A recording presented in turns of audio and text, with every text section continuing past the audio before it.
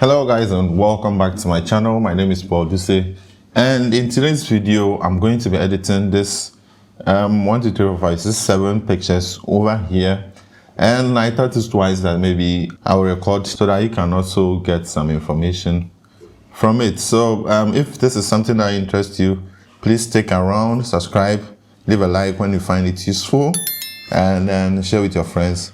Let's get started. So we are in Lightroom Classic, and let's quickly go through the pictures. So these are the pictures that the client selected from a birthday photo shoot we did. This is what she selected, and I think they are also beautiful as well. So we are going to work with this. So let's jump into the develop model. So to go to the develop model, I'll just press on the D on the keyboard and it will shift to the develop model. So if I point down here, you can see develop over here. I like to hide everything, so instead of having it like this, I like to click it so that those unnecessary stuff that I don't need on the screen can hide, so that I can get something clean like this. If I click here, you can see we have our presets over here, and I don't use presets. So we are in the develop model. I'm going to hide this, and I've dragged this as much as possible. So you can see I've dragged it as much as possible. This is what I need to work with. I don't need the other steps. So here I've rearranged my panel over here. So, and then I've made it collapsible. So depending on the one I'm using, if I click on this, it will open up. If I click on this, the other one will close up. The default is for all of them to open up. So let's go to lens correction, which I have shifted to the top here. I don't remember whether it's supposed to be here or not, but I've shifted it here. So we go there, and then we go to the profile, enable profile correction. So for some weird reason, Lightroom doesn't identify my lens automatically. So I go here and then I choose Nikon. So Nikon is what I used to shoot. So if I turn it off, you can see the difference. It tries to correct the perspective and then remove some vignetting and all that. It all depends on you. You can choose not to turn it on. And then maybe I'll go to the manual and then try to increase the amount for the fringing. Then I'll go to the basic. So here, what I usually do is I press on the auto over here and let Lightroom automatically adjust the image according to what it feels like. So I just go there, and to add to that, I leave here as Adobe color. Then I go back here and then try to tweak. So I try to increase my vibrance. I know how my images turn out to be, so I increase the vibrance a little before I go back to the exposure. So Lightroom will try to automatically adjust some stuff. And most of the time I'm using shortcuts for this, so maybe I'll be using shortcuts. I might forget and use shortcuts instead of using the mouse. And if I remember, I'll tell you the shortcut as well. So I'm trying to adjust the white balance over here just to make sure I'm getting. And if you look at this image, I can see that it is a little pale. I think the sun was coming directly into the lens, or maybe the lens was a little bit dirty or something like that. So we have this is the before and this is the after. But you can notice that the background is too overblown. So what I would do here is maybe go to here, the mask area there, and Lightroom has added this new feature that I think is very, very amazing. So select subject is the feature I'll be using today. So you can see that it selects the subject, and then I'll invert it over here. So click on invert over there where the mouse is hovering. That's where the invert is. And then so it's showing the marks where the images has been selected. That's the one in the pink. It just happened that the skin looks almost pink, so you think it's also part. But here I'll try and then reduce the highlights over there. So as you can see, it's affecting only the background that has been selected around the person. And then maybe bring down the exposure a little bit, so that now we are getting some kind of balanced. So this is the before, this is the after of the whole image. And then I think that is good. And then maybe, I don't know, maybe some saturation a little, but we'll come back to that. The first image is the one that is more important, so I'll just click back on the mask and then it goes back. And then I come to HSL panel. So if you can hear maybe a dog barking or construction work, please pardon me. My area is noisy today, I don't know why. So we come to the HSL panel, so you can see hue, saturation, and then luminance. I adjust the luminance so that I can see. You can notice in the skin, look at the skin. Usually the skin is between the orange and the red, so I adjust the orange and the red to brighten the skin a little and increase the red a little. Here, still our image is looking a little pale in my opinion. I'll go back to contrast and then add a little more contrast, maybe it's too much, this contrast, and then maybe adjust the white balance a little. Okay, then let's go down to calibration. So come down to calibration, look for calibration. In my menu, calibration is the last one there. Maybe it's not yours, but look for calibration. Then we try to make some adjustments over here. So I'll just be tweaking. There's no set rules. So what I tweak that works for me is what I maintain. So as you can see, the skin is changing when I slide the green primary color. And let me just increase it a little, then maybe go down here. I don't know, maybe when I adjust the blue, I don't like what I'm seeing, so I'll just reset it. When you double click, it resets 0. Then maybe increase the blue a little. But I feel like still the skin is a little bit yellow, so let's just increase it a little. Okay, want to get that skin almost perfect to the style I like. And then maybe we can go to the tone curves where I will adjust. So let's just increase here a little. Okay. And then maybe the blacks, bring the blacks down a little. One thing I wish Lightroom would do is provide adjustment sliders for each of the panel we use, so that when it's too much, you just adjust it down a little bit instead of making adjustment to the entire curve. Just slide and then to reduce the quantity. So this is the curve, the adjustment for the curve, and then this is the adjustment for the calibration. So the small thing over here, that's what I'm clicking on to show on and off. All right, so it's on now. So this is our before and this is our after. As you can see, there's not much of a change. Usually I try to get the pictures out of the camera to be good enough. One of the major reasons why I do that is, should in case I lose the raw files, I've already backed up to the JPEG online, and I can download the JPEG and work with it and submit to the client. Most of the time the client will not see the difference. So only I will see the difference, or maybe you other photographers. So still make some adjustments. I think we should add some tint to the skin. Let's go back to the HSL panel and then go to the hue. And then in the orange area, let's try to make some adjustment and see. As you can see, the orange is affecting the skin tones. I don't know, but maybe let's just leave it like that.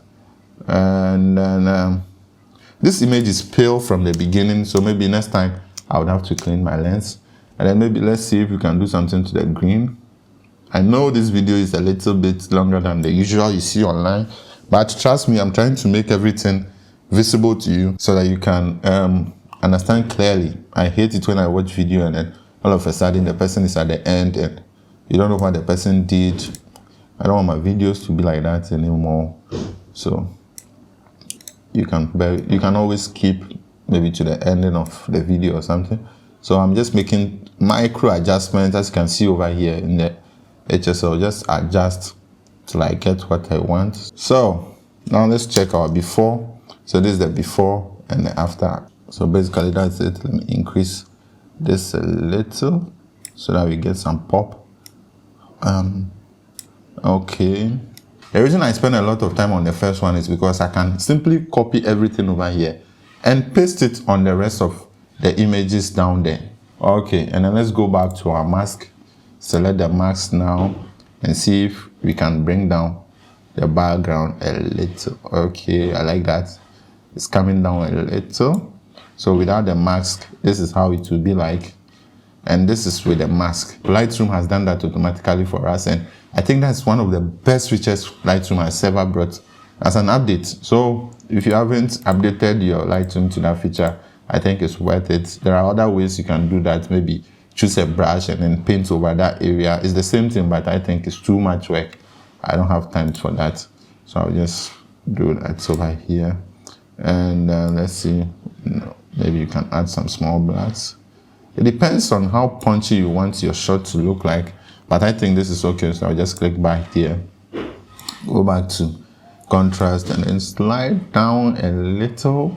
Usually I'm faster than this, but because I'm trying to explain everything to you, I'm using the mouse. So here, I think the image is slanted a little, in my opinion. So I'll go back to transform and then click on the automatic and watch it adjust the image and align it for me. So as you can see, if it's off and if it is on. So I think that's good. Any other cropping, like removing these tabs, I'll do it in Photoshop. If you want to watch me retouch pictures, leave a comment in the comment section below. I'll show you how I retouch my birthday shoots. And if it happens that I've done that before you are watching this, I'll link it in the description. So stay tuned and subscribe. All right, so let's check overall. This is the before and then the after, before and after. So now that we are done with this image, we press G. So G will take us to the library mode. You can always go up here and then click on the library to go there, but I like to use the G. So when I click on the G, it brings me to the film strip directly.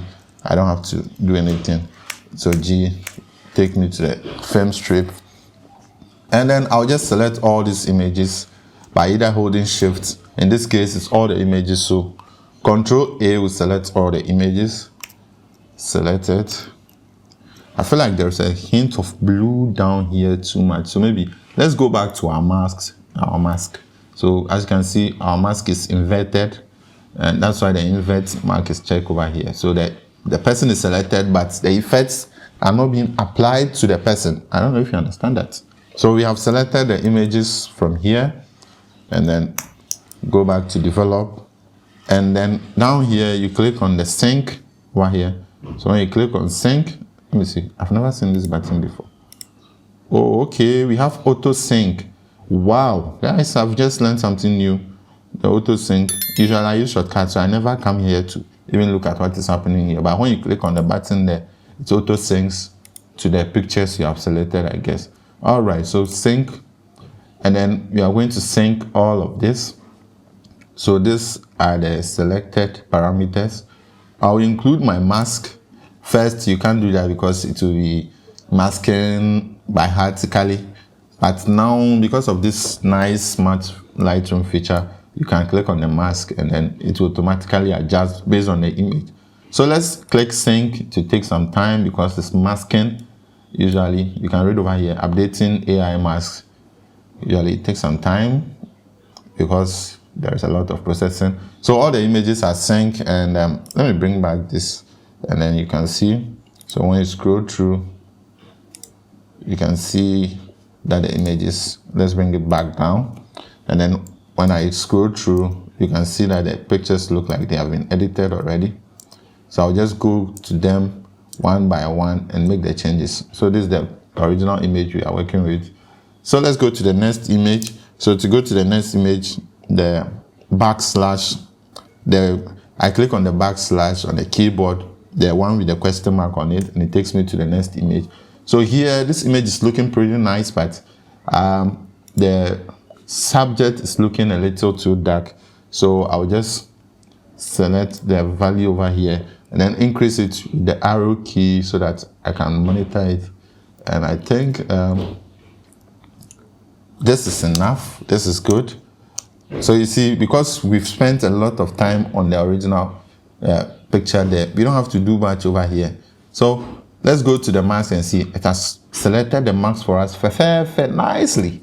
So you see, it pays to spend the time on the first image to get it done right. Then when you go to the next image, you don't have to worry much. So this is done, and then what I'll do is I'll sync again. I like syncing a lot, but this time I'll deactivate the mask, because if we click on the mask and we try to sync, it will tell us, do you want to replace it or merge it? And if it's merging, it will add this, if we have made another adjustment to the mask, it will add it to the mask that is already on the other images. So usually I click on the replace, but in this case I'll just click cancel, sync, deactivate the mask, because I don't think I'll be doing anything to the mask right now. If I'll be doing it, I'll be doing it individually. So just sync, then it will sync to the other image, then I shift to the next image, and this image is looking a little too bright. So I'll just, let's go out of the mask. I'll just go to the exposure and then bring it down a little. I think still the subject looks a little too bright and the background is a little too dark. So I'm reducing the temperature because it's too warm. And in this picture, when I go to Photoshop, I'm going to crop to almost like here or something. I don't usually crop in Lightroom if I'll already be working in Photoshop. So I just keep it for now.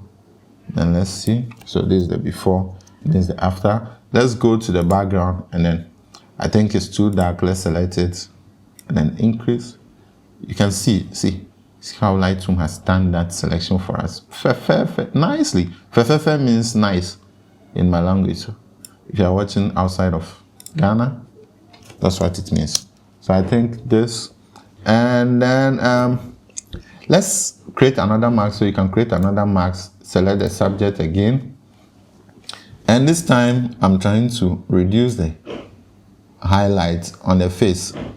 So as you can see, it's affecting only the image. So I'm reducing the highlight on the face. It's too bright. And then maybe decrease the contrast a little. It's too much for me. All right. And then maybe the whites. Let's keep the white at 0. All right. So you can see this is before, this after, before, after, before, after. Then let's go to the next image. It's too warm. I'm reducing the temperature. So click, click, click, click. I'm adjusting it to what I think is good. Let's go back to the mask. I think it's too dark. Let's see. This is the mask.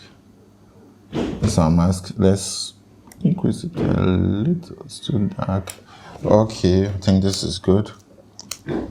Guys, that's why it's not good to be shooting in the sun directly. You see, when the sun hits the face, it creates that uneven light. Unfortunately, that's what the client likes instead. So we'll work with that, and then let's reduce the darkness, the blacks in the image a little, and then basically that's it. And then we go to the next image. Oh, this is very dark, so we just increase,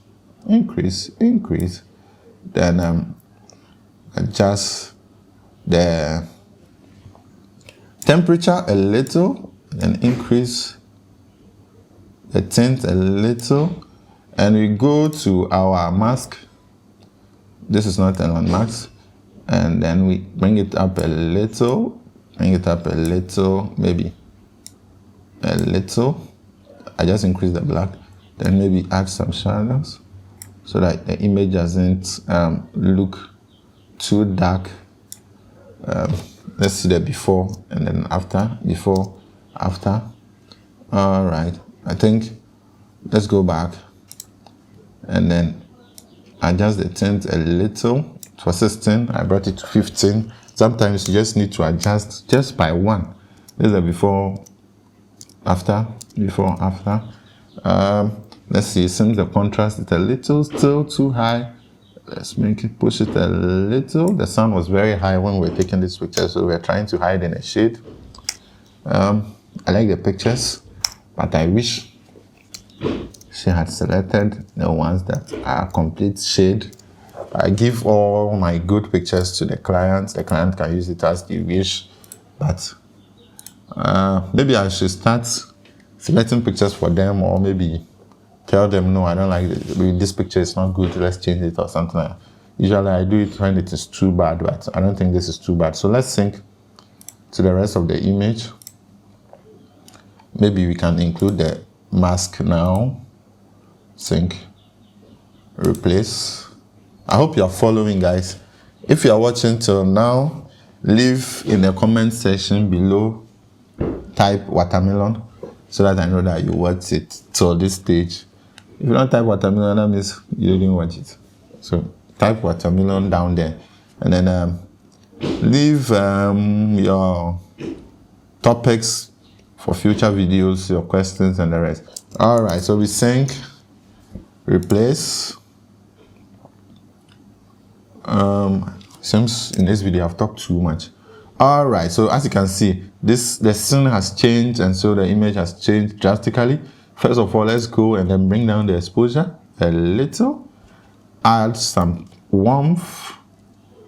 All right, so let's go back to the max, and here we are going to darken the max a little, bring down the highlight a little, darken it a little, so that we give that image the pop to the image, right? So let's see. I'm bringing down the temperature for the background to get that green a little more, and then enter to go back, and then let's see on the image. The blacks are too much on the image. Let's see. This is the before, after, before, after. Let's go back. Let's go to calibration. I feel like this image could use some little more of adjustments down here. So once you adjust, you look at the image. There's no set defined parameters to push. Lightroom is all about try your luck. So what will work for one image may not work for the other image, but the principles are similar. So as you can see, before and after. And then I'll go to the transform and then try to adjust this automatically. I don't do it for all the images. Some I can automatically do it myself when I'm in Photoshop, so I don't worry my head. So this image, I think, is a little more of a contrasting image. So let's bring the blacks down a little. And this is okay. Let's look at it like this. Okay, that's fine. And when you go to Photoshop, you do the rest. And then the last image, let's sync this to the last image, replace last image, and then we will be done for today. If you have been with me till now, thank you for watching. So this is the last image. All right, very beautiful image. Let's reduce the warmth a little of a tint. You can see just micro adjustments. Don't try and be sliding. It won't work. Just micro adjustments. Micro adjustment. That's the key. So this is the before, this is the after, before, after, before, after. They are trying to bring some of the details. It was very sunny, so the background is a lot brighter than the image itself. I didn't use flash, and as you can see in the image details over here, it's shot on 85mm 1.8, ISO 200, shutter speed 1/60, and I don't like using flash a lot, so I move out, I shoot natural light. These are all natural light photos. Maybe if you shoot with a flash, you have a little more control over the light, but I don't do that, and it is perfectly fine to do that. So let's bring it down. And let's go to the calibration and see if we can do something to this image before we go out and retouch in Photoshop. All right. Okay, so let's go back to the HSL panel, and then maybe you just push it a little. Don't be afraid to push sliders, because you can always undo. And so this is the before and then the after. So now our images are done. Let's go back and look at them. So 1, 2, let's look at the before. This is the before of this image, after, before, after, before, after, before, after, before, after, before, after, before, after. So that was a very long one, and let me just top it up with exporting. So I select all the images, and then Shift Command E will bring the exports button, you can always go to the menu over there and then select the export, but I prefer shortcuts.